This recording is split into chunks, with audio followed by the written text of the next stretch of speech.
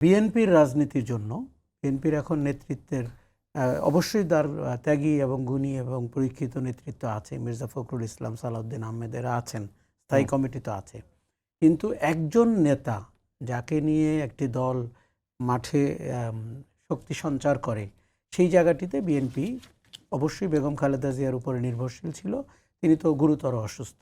কাজী তারেক রহমান গত 1.5 বছরে কেন ফেরেন নেই, এটি নিয়ে বিএনপির ভেতরেও অনেক কথা আছে। এবং তাদের ব্যাপারে গত হাসিনা পালিয়ে যাওয়ার পরে যে অভিযোগগুলো উঠেছে, দখলদারিত্ব বলি, চাঁদাবাজি বলি, দুঃশাসন বলি, মানুষ কিন্তু আপনাকে সমালোচনা করছে। এটিকে তাদের শুনতে হবে, ধরে নিলে হবে না যে তারা আপনার বিরোধী মতের লোক।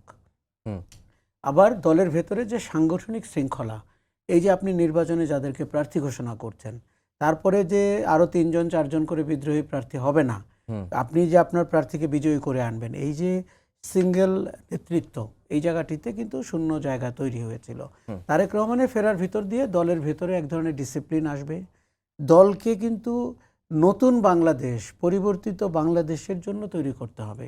দেখুন, এখন পর্যন্ত 16 মাসে আমরা কিন্তু নতুন রাজনীতির আভাস পাইনি, কারো কাছ থেকেই পাইনি। যে দেখুন, দলের যারা নেতাকর্মী আছেন তারা তো দলের কথা বলবেনই, এটি আমরা পরিষ্কার জানি, সেটি শুদ্ধ হোক কিংবা ভুল হোক।